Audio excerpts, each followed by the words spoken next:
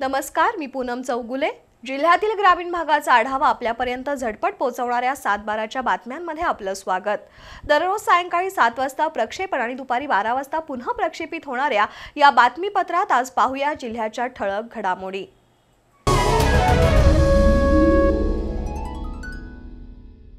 शाहूवाडी तालुक्यातील मलकापूर इथल्या लोकमान्य नागरी सहकारी पतसंस्थेचे बडतर्फ मॅनेजर सुभाष पवार आणि त्यांची पत्नी तसंच संस्थेच्या संचालिका स्मिता पवार या दोघांनी 16% व्याजदराने कर्ज घेतलं होतं।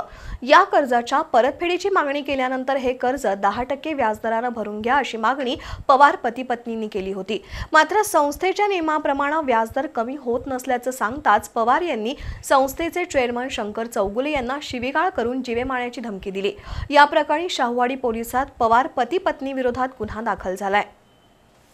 शाहूवाडी तालुक्यातील मलकापूर लोकमान्य नागरी सहकारी पतसंस्थेत सुभाष पवार हे मॅनेजर म्हणून 20 वर्ष कार्यरत होते। या दरम्यान 2017 साली संस्थेतून सुभाष पवार यांनी वाहन तारण, सोने तारण, ठेव तारण अशी कर्ज आपल्या आणि पत्नी स्मिता पवार या दोघांच्या नावावर घेतली होती। ते कर्ज थकल्यानं संस्थेनं सुभाष पवार यांना मॅनेजर पदावरून बडतर्फ केलं। दरम्यान बुधवार 13 सप्टेंबर रोजी संस्थेचे अध्यक्ष शंकर चौगुले कार्यालयात असताना सुभाष पवार आणि स्मिता पवार हे दोघे त्यांना भेटले। आम्ही घेतलेलं कर्ज 16% ऐवजी 10% भरतो असं सांगितलं। मात्र संस्थेच्या नियमानुसार असं करता येत नाही असं सांगितल्यावर दोघांनी अध्यक्ष चौगुले यांना शिवीगाळ करून जीवे मारण्याची धमकी दिली। याबाबतची फिर्याद संस्थेचे अध्यक्ष शंकर चौगुले यांनी पोलिसात दिली आहे। याबाबत पोलीस निरीक्षक राजेंद्र सावंत्रे अधिक तपास करतायत।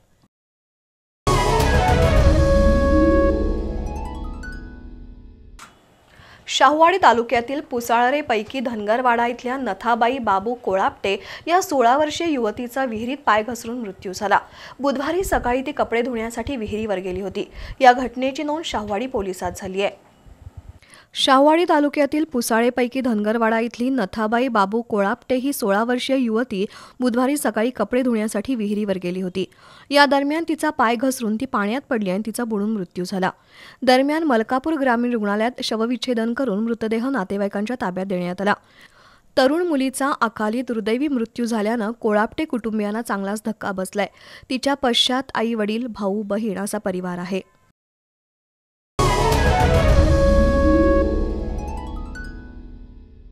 शाहूवाडी तालुक्यातील पुसाळे इथल्या महिलेचा विनयभंग केल्याप्रकरणी संशयित प्रकाश कांबळे याच्यावर शाहूवाडी पोलिसात गुन्हा दाखल झालाय। ही घटना 8 सप्टेंबरला घडली आहे। शाहूवाडी तालुक्यातील पुसाळे गावातील प्रकाश कांबळे आणि तक्रारदार महिला एकमेकांचे नातेवाईक आहेत। संबंधित महिला घरी एकटी असताना कांबळे यांना लज्जा उत्पन्न होईल असं कृत्य करून धमकी दिली आणि 5,000 रुपयाची खंडणी मागितली। या प्रकरणी पीडित महिलेनं शाहूवाडी पोलिसात गुन्हा दाखल केलाय। याबाबत अधिक तपास सहाय्यक पोलीस निरीक्षक श्रद्धा आमले करतायत।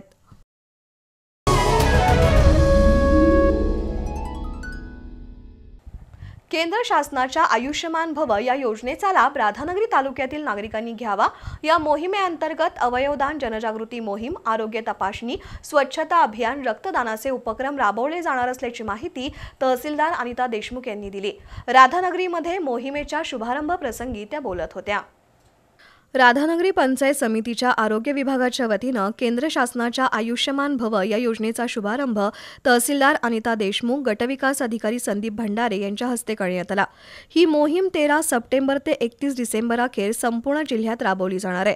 त्यामध्ये आयुष्यमान आपल्या दारी, स्वच्छता अभियान, आयुष्यमान मेळावा, रक्तदान शिबिर, अवयवदान जनजागृती मोहीम, प्राथमिक शाळेतील मुलांची आरोग्य तपासणी असे उपक्रम होणार आहेत। तसंच 18 वर्षावरील नागरिकांची आरोग्य तपासणी करून त्यांच्यावर मोफत उपचार केले जाणार असून तालुका आरोग्य अधिकारी RR शेट्टी आणि त्यांचा पथक ही मोहीम यशस्वी करणार आहेत। नागरिकांनी त्याचा लाभ घ्यावा असं आवाहन तहसीलदार अनिता देशमुख यांनी केलं। दरम्यान तालुक्यातील गावागावात ही मोहीम राबवली जाणार असून नागरिकांनी या मोहिमेचा लाभ घ्यावा असं आवाहन तालुका आरोग्य अधिकारी RR शेट्टी यांनी केलं। यावेळी माजी आरोग्य सभापती अरुण जाधव, गटविकास अधिकारी संदीप भंडारी, सहाय्यक गटविकास अधिकारी जंगम, डॉक्टर GB गवळी, गटशिक्षण अधिकारी भिकाजी कासार, कक्ष अधिकारी भालचंद्र माने, DB पाटील, गजानन मोहिते, पंचायत समिती आणि आरोग्य विभागाचे अधिकारी कर्मचारी उपस्थित होते।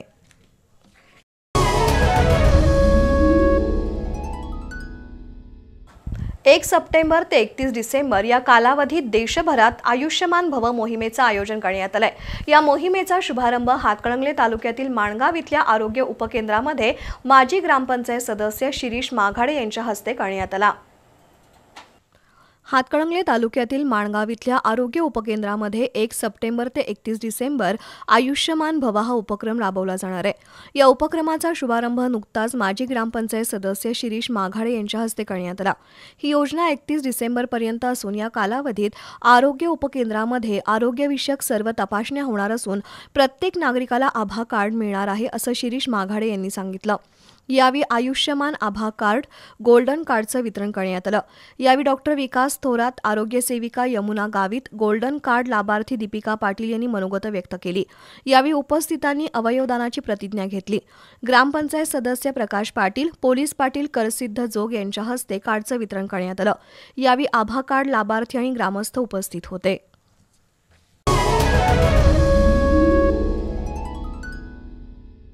राज्यभरातील एड्स संसर्ग आता नियंत्रणात आलाय। त्यासाठी सरकारी दवाखान्यातील एड्स नियंत्रण कक्षानं म्हणजेच ICTCनं महत्त्वाची भूमिका बजावली आहे। या विभागाच्या कर्मचाऱ्यांनी प्रभावीपणे एड्स प्रतिबंधक कार्यक्रम राबवला, तसंच जनजागृती केली, म्हणून एड्स सारख्या गंभीर आजारावर नियंत्रण मिळवणं शक्य झालंय। आता एड्स रुग्णांची संख्या कमी झाल्याचं कारण दाखवत ही ICTC केंद्र बंद करण्याचा प्रयत्न केंद्र शासन करतंय। मात्र ही केंद्र बंद झाल्यास इथल्या कर्मचाऱ्यांवर उपासमारीची वेळ येईल। त्यामुळे हा निर्णय ताबडतोब मागे घ्यावा अशी मागणी ICTCच्या कर्मचाऱ्यांनी केली आहे। गेल्या काही वर्षात जगाबरोबरच भारतामध्ये देखील एड्स रुग्णांची संख्या प्रचंड वाढली होती। या आजारावर औषध नसल्यानं एड्स रुग्णांची संख्या झपाट्यानं वाढत होती।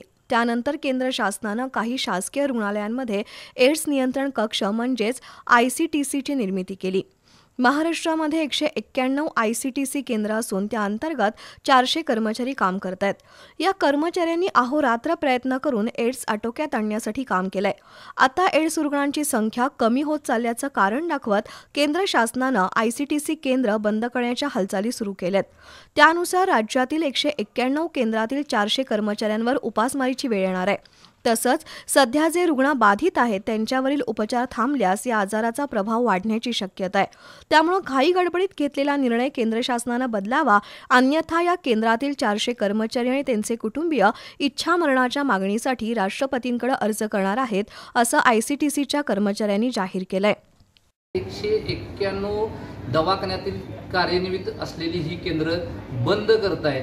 यामुळे कर्मचाऱ्यांच्या कुटुंबावर उपासमार तर होणारच आहे, येणारच आहे वेळ ती, परंतु भविष्यामध्ये हे बंद झालेल्या कर्मचाऱ्याच्या ICTCच्या परिसरामध्ये HIV संसर्गितांची आकडेवारी वाढणार आहे आणि ही आकडेवारी वाढल्यानंतर याला कोण कारणीभूत असणार आहे? गेलेले कर्मचारी असणार आहेत, ते कर्मचाऱ्यांना घरी घालवणारे असणार आहेत, हा माझा या निमित्तानं प्रश्न आहे। आणि एक कळकळीची विनंती आहे शासनाला की हे 191 सेंटर आहे ते बंद करू नयेत। हे बंद केल्यामुळं राज्य शासनाच्या इतर कार्यक्रमामध्ये सुद्धा केली जाणारी या कर्मचाऱ्यांच्या वतीनं कामं बंद होणार आहेत।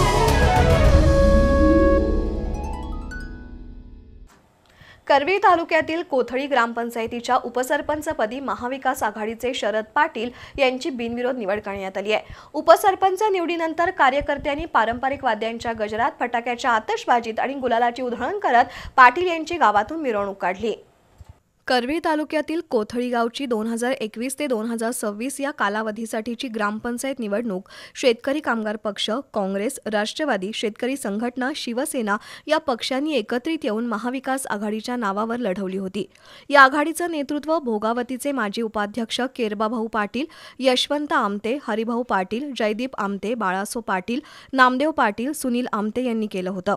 या आघाडीनं ग्रामपंचायतीवर एकहाती सत्ता मिळवली। त्यानंतर रोटेशन पद्धतीनं उपसरपंच धीरज आमते यांनी राजीनामा दिल्यानं हे पद रिक्त होतं। त्यानंतर शरद पाटील यांचा उपसरपंच पदासाठी एकमेव अर्ज दाखल झाल्यानं निवडणूक निर्णय अधिकारी सतीश पानारी यांनी नूतन उपसरपंच म्हणून शरद केरबा पाटील यांची निवड केली। मावळते उपसरपंच धीरज आमते यांनी नूतन उपसरपंच शरद पाटील यांचा सत्कार केला। यावेळी मावळते उपसरपंच धीरज आमते यांनी गावच्या विकासासाठी आघाडी आघाडी कटिबद्ध असल्याचं सांगितलं. तर सर्व सदस्यांना सोबत घेऊन काम करणार असून भेदभाव केला जाणार नाही. शासनाच्या विविध योजना राबवण्यासाठी प्रयत्न करू. तसंच महिला सबलीकरण आणि युवकांसाठी स्पर्धा परीक्षा केंद्र सुरू करणार असल्याचंही नूतन उपसरपंच शरद पाटील यांनी सांगितलं. यावेळी सेवा संस्थेचे पदाधिकारी आणि परिसरातील कार्यकर्त्यांच्या हस्ते पाटील यांचा सत्कार झाला. त्यानंतर पारंपरिक वाद्य, फटाक्यांची आतषबाजी, गुलालाची उधळण करत गावातून पाटील यांची मिरवणूक काढण्यात आली. या मिरवणुकीमध्ये वसंत पाटील, विलास पाटील, MR पाटील, AB पाटील, केदारी पोवार यांच्यासह ग्रामस्थ सहभागी झाले होते.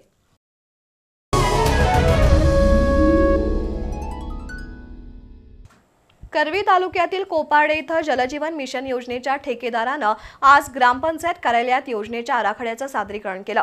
यावेळी सर्वपक्षीय नेत्यांमध्ये सांगोपांग चर्चा झाली. या योजनेच्या 30% वाढीव निधीतून ग्रामस्थांवर आर्थिक भार पडणार नाही. त्याचबरोबर पाणी पुरवठ्यासाठी आवश्यक दर्जेदार काम करून देण्याची हमी ठेकेदार सुमित कदम यांनी दिली. करवी तालुक्यातील कोपार्डे इथं जलजीवन मिशन योजनेच्या कामाबद्दल बुधवारी ग्रामपंचायत कार्यालयात बैठक झाली. सरपंच शारदा पाटील आणि उपसरपंच सरदार जामदार यांच्या उपस्थितीत ही बैठक झाली. यावेळी आराखडा आणि योजनेची माहिती ग्रामविकास अधिकारी महेश पाटील यांनी दिली. दरम्यान इंटेक जॅकवेल घाटाच्या पश्चिम बाजूला घेतल्यास स्वच्छ पाणी मिळेल. पाण्याची टाकीही बातखडी या उंच ठिकाणी उभारण्यात यावी. तसंच रायझिंग पाईपही दर्जेदार कंपन्यांच्या वापराव्यात अशी मागणी विलास पाटील यांनी केली आहे. तसंच गावातील पाणी पुरवठा करण्यासाठी वापरलेल्या पाईप दीर्घकाळ टिकण्याच्या दृष्टीनं नियोजन करावं अशा सूचना केल्या. दरम्यान GST सह 4,19,00,000 रुपयांचा निधी जलजीवन मिशन योजनेसाठी मंजूर झालाय. त्यातील पाण्याच्या टाकीचं बातखडी इथं बांधकाम करण्यात येणार आहे. सर्व काम वर्क ऑर्डर आणि इस्टिमेटनुसार करण्यात येईल. या कामासाठी ग्रामस्थांवर आर्थिक भार पडणार नाही अशी हमी ठेकेदार सुमित कदम यांनी दिली. यावेळी विरोधी सदस्य धनाजी पाटील, शरद पाटील, श्रीधर पाटील यांनी विविध सूचना केल्या. या चर्चेत SK पाटील, नामदेव पाटील, भूषण पाटील, केशव पाटील, इंद्रजित पाटील यांनी भाग घेतला.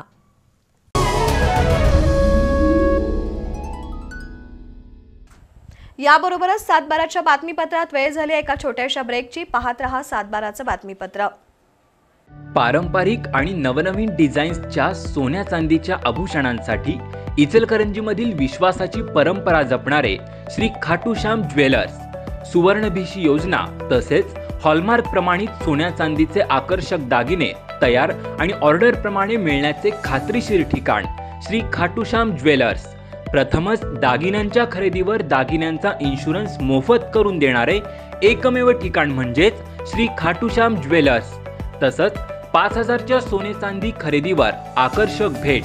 तर आजच भेट द्या तांबे सराफ यांचे श्री खाटूश्याम ज्वेलर्स, घर नंबर 1 व 2, नदीवेस नाका, राजवाडा रोड, इचलकरंजी.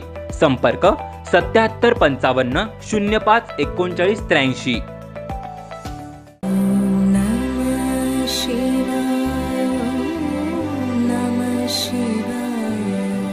वक्रतुंड महाकाय सूर्यकोटी समप्रभ निर्विघ्नं कुरु मे देव सर्वकार्येषु सर्वदा. शिवहर शंकर नमामि शंकर शिवशंकर शंभो. हे गिरिजापती भवानी शंकर शिवशंकर शंभो. नमस्कार, मी सौ मेघा प्रशांत बांभोरीकर. आत्तापर्यंत आपण बी चॅनल आयोजित आणि राजेश सिल्वर प्रायोजित अधिक मास महात्म्य या कार्यक्रमाचा लाभ घेतला. आजपासून पाहणार आहोत निज श्रावण कार्यक्रम, त्याची उपासना व विस्तृत माहिती रोज संध्याकाळी 6:30 वाजता फक्त चॅनल B वर. या कार्यक्रमाचे प्रायोजक आहेत Rajesh silver private limited. Think silver, think Rajesh. राजेशचे क्वालिटी प्रोडक्ट्स नजीकच्या सर्व ज्वेलरी स्टोअर्समध्ये उपलब्ध. हिरा मोती मिठाई वाले. विविध प्रकारच्या मिठाईंचा गोडवा वाढलाय, कारण आपल्या पेठ वडगाव मध्येच हिरा मोती मिठाई वाले यांनी मोठं दुकान थाटलंय. इथे मिळते दूध, तूप, दुधाची मिठाई, बंगाली मिठाई, साजूक तुपातील मिठाई, खव्याची असंख्य प्रकारची मिठाई आणि ड्राय फ्रुट्स, नमकीनची फुल व्हरायटी, चिवडा, लाडू, जिलेबी, मैसूर पाक असो अथवा काजू कतली किंवा बालुशाही. एक वेळ खाल तर नक्कीच पुन्हा पुन्हा याल. चौधरी बंधू यांचे हिरा मोती मिठाई वाले. पत्ता गणेश मंदिर जवळ, कोल्हापूर रोड, पेठ वडगाव. संपर्क 9730 54 90 99.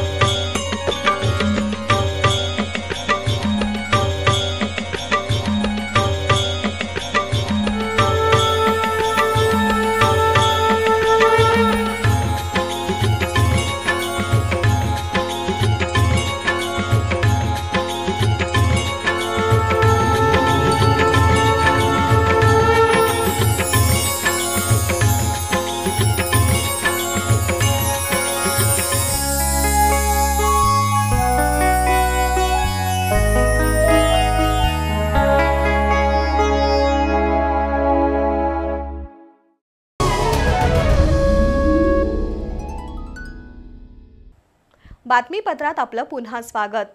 कागल तालुक्यातील 249 लाभार्थ्यांना रमाई आवास योजनेतून घरं मंजूर झाली आहेत. त्यासाठी 2,98,80,00,000 रुपयांचा निधी मंजूर झालाय. पंचायत समिती कार्यालयात लाभार्थ्यांची यादी प्रसिद्ध करण्यात आली आहे. अनुसूचित जाती, अनुसूचित जमाती, नवबौद्धांसह समाजातील आर्थिक दुर्बल नागरिकांना घरं बांधण्यासाठी शासनानं रमाई आवास योजना सुरू केली आहे. 240 चौरस फूट जागेत घर बांधण्यासाठी शासन लाभार्थ्याला 1,20,000 रुपयांचं अनुदान देत आहे. त्यासाठी ऑनलाईन पद्धतीनं अर्ज दाखल करावा लागतोय. सन 2020-21 आणि सन 2021-22 मध्ये 251 लाभार्थ्यांनी रमाई आवास योजनेसाठी ऑनलाईन पद्धतीनं अर्ज दाखल केले होते. कागल पंचायत समितीनं त्यांची छाननी करून याबाबतचा प्रस्ताव शासनाला पाठवला होता. मात्र अनुदान उपलब्ध झालं नसल्यानं शासन दरबारी हे प्रस्ताव रखडले होते. त्यानंतर पालकमंत्री दीपक केसरकर यांच्या अध्यक्षतेखाली जिल्हाधिकारी कार्यालयात झालेल्या बैठकीत कागल तालुक्यातील 249 लाभार्थ्यांच्या यादीला मंजुरी देण्यात आली आहे. तसंच त्यासाठी लागणारा 2,98,80,00,000 रुपयांचा निधी मंजूर करण्यात आलाय. पंचायत समिती कार्यालयात मंजूर यादी प्रसिद्ध करण्यात आली आहे. त्यामुळे तालुक्यात रमाई आवास योजनेतून 249 घरकुलं बांधण्याचा मार्ग मोकळा झालाय.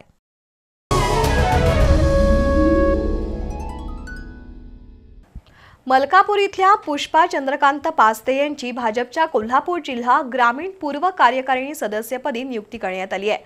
कोल्हापुरातील भाजपच्या कार्यालयात ही निवड प्रक्रिया पार पडली. मलकापूरमध्ये विविध सामाजिक कार्यात अग्रेसर असलेल्या पुष्पा पास्ते यांची भाजपच्या जिल्हा ग्रामीण कार्यकारिणी सदस्यपदी नियुक्ती करण्यात आली आहे. कोल्हापुरात भाजपच्या कार्यालयात त्यांना निवडीचं पत्र देण्यात आलं. उच्च आणि तंत्र शिक्षण मंत्री चंद्रकांतदादा पाटील, खासदार धनंजय महाडिक, समजितसिंह घाटगे, जिल्हा ग्रामीण अध्यक्ष राजवर्धन नाईक निंबाळकर, शाहूवाडी पन्हाळा विधानसभा प्रमुख प्रवीण प्रभावळकर आणि मान्यवरांची उपस्थिती होती. शाहूवाडी तालुक्यात संघटनात्मक बांधणीवर भर देणार असल्याचं पास्ते यांनी निवडीनंतर सांगितलं.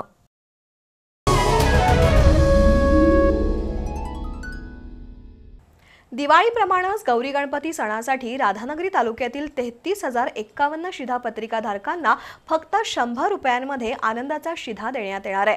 त्यामध्ये 1 किलो रवा, 1 किलो साखर, 1 किलो चणा डाळ आणि 1 किलो तेल देणार असल्याची माहिती पुरवठा अधिकारी जयवंत पवार यांनी दिली. दिवाळीप्रमाणेच गौरी गणपती सणासाठी राज्यातील सुमारे 1.5 कोटी शिधापत्रिकाधारकांना आनंदाचा शिधा देण्याचा निर्णय राज्य सरकारनं जाहीर केलाय. त्यानुसार राधानगरी तालुक्यातील 33,051 शिधापत्रिकाधारकांना 100 रुपयात 1 किलो रवा, 1 किलो चणा डाळ, 1 किलो साखर आणि 1 लिटर पामतेलचं वाटप पुरवठा अधिकारी जयवंत पवार यांच्या हस्ते करण्यात आलं. गुरुवारपासून राधानगरी तालुक्यातील गावागावात धान्य दुकानात शिधा वाटप होणार असल्याचं त्यांनी सांगितलं.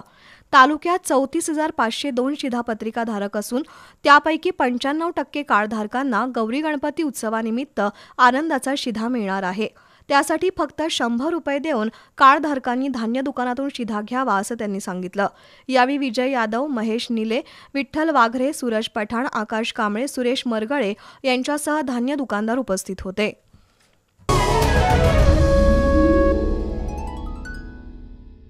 मांगल्याचा चैतन्याचा सण अशी गणेशोत्सवाची ओळख आहे. या सणामध्ये पूजनासाठी तेरडा म्हणजे गौर वनस्पतीला मोठी मागणी असते.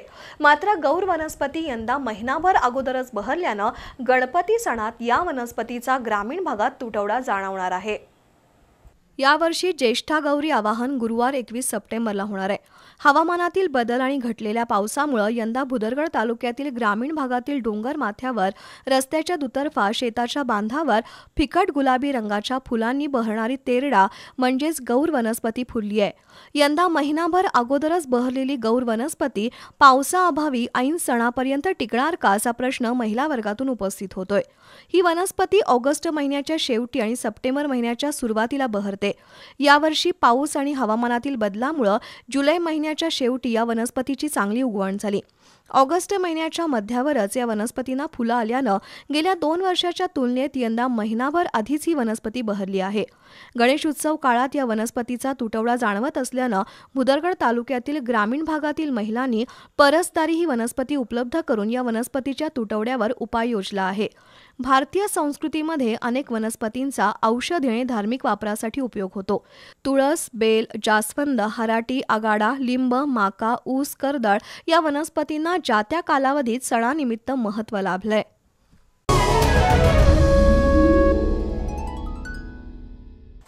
पन्हाळा तालुक्यातील माळापुळेचे उपसरपंच प्रभाकर पाटील विविध सामाजिक उपक्रम राबवत असतात।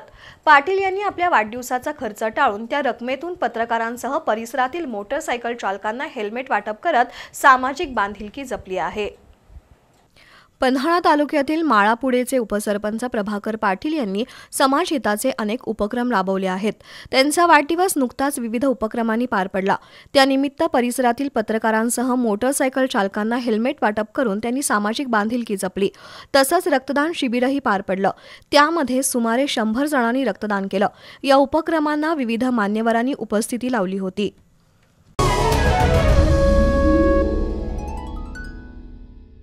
शासकीय धोरण आणि शैक्षणिक क्षेत्राला घातली जाणारी बंधनं यामुळे पुढील काळात शिक्षण क्षेत्रासमोर मोठी आव्हानं निर्माण होणार आहेत। त्यासाठी शिक्षक, आमदार, शैक्षणिक क्षेत्रात काम करणाऱ्या संस्था आणि शिक्षकांनी सडेतोड भूमिका घेऊन शासनाला जागृत केलं पाहिजे, अन्यथा शिक्षण क्षेत्र धोकादायक स्थितीत पोहोचेल असा इशारा प्राचार्य क्रांतिकुमार पाटील यांनी दिला। करवीर तालुक्यातील सांगरूळ शिक्षण संस्थेच्या वतीनं आयोजित कार्यक्रमात ते बोलत होते। करवीर तालुक्यातील सांगरूळ शिक्षण संस्थेच्या सेवानिवृत्त शिक्षक आणि कर्मचाऱ्यांचा सत्कार समारंभ नुकताच पार पडला। यावेळी प्राचार्य डॉक्टर क्रांतिकुमार पाटील, रयत शिक्षण संस्थेचे दक्षिण विभाग अध्यक्ष MB शेख, आमदार जयंत आसगावकर यांची प्रमुख उपस्थिती होती। बहुजन समाजाला शिक्षण देणाऱ्या संस्थांवर शासकीय बंधनं घालण्याचा घाट सरकार घालतंय। शैक्षणिक क्षेत्रात खाजगीकरण आणि कंत्राटीकरण आल्यानं शिक्षणाचा दर्जा खालावणार आहे। बहुजन समाजाला शिक्षण देणाऱ्या संस्था अस्तित्वात राहिल्या नाहीत तर समाजाची मोठी हानी होणार असल्याची खंत डॉक्टर क्रांतिकुमार पाटील यांनी व्यक्त केली। तर रयत शिक्षण संस्थेनं कमवा आणि शिका दिलेला मंत्र सर्व शिक्षण संस्थांनी आपल्या विद्यार्थ्यांपर्यंत पोहोचवला पाहिजे। रयत शिक्षण संस्थेतील प्रत्येक कर्मचारी आपल्या उत्पन्नातील 1% रक्कम दर महिन्याला रयत शिक्षण संस्थेला देतो। त्यामुळे रयत संस्थेकडून गरीब आणि होतकरू विद्यार्थ्यांना आर्थिक पाठबळ मिळतंय। याशिवाय निवृत्त शिक्षकांना ज्या त्या भागातील रयतच्या शाखा दत्तक दिल्या जात असून त्यावर देखरेख करण्याचं काम दिलं जात आहे। यापुढील काळात आमदार जयंत आसगावकर यांनी शिक्षण विरोधी शासकीय धोरणाबद्दल लढा उभा करण्याची गरज असल्याचं रयत शिक्षण संस्थेचे विभागीय संचालक MB शेख यांनी सांगितलं।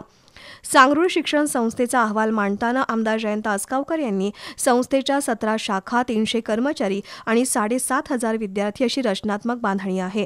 औद्योगिक आणि उच्च शिक्षणाची सोय संस्थेत करण्यात आल्याचं आसगावकर यांनी सांगितलं। कर्मचाऱ्यांच्या योगदानामुळे हे शक्य झाल्याचं आमदार आसगावकर म्हणाले। यावेळी अध्यक्ष य.ल. खाडे, उपाध्यक्ष के.ना. जाधव, D.N. कुलकर्णी, D.G. खाडे, आनंदा कासोटे, B.R. नाळे आणि कर्मचारी उपस्थित होते।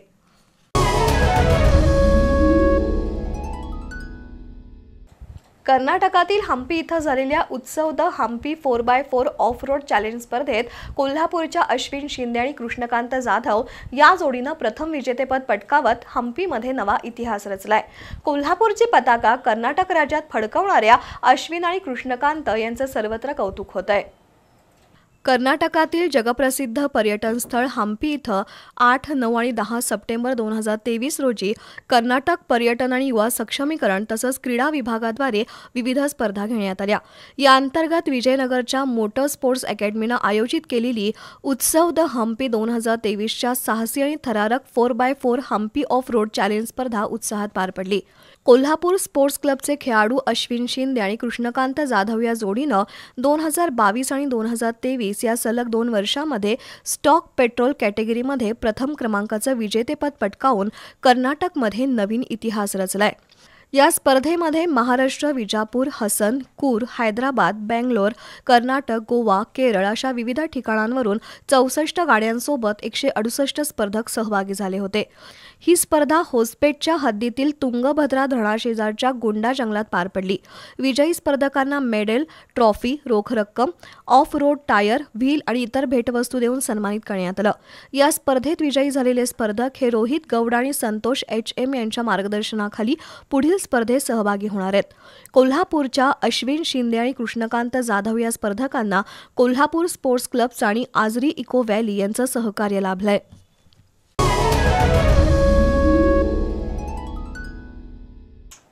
याबरोबरच आजच्या 7:12च्या बातम्या संपल्या। बातमीपत्र पुन्हा पाहू शकता दुपारी 12 वाजता। नमस्कार।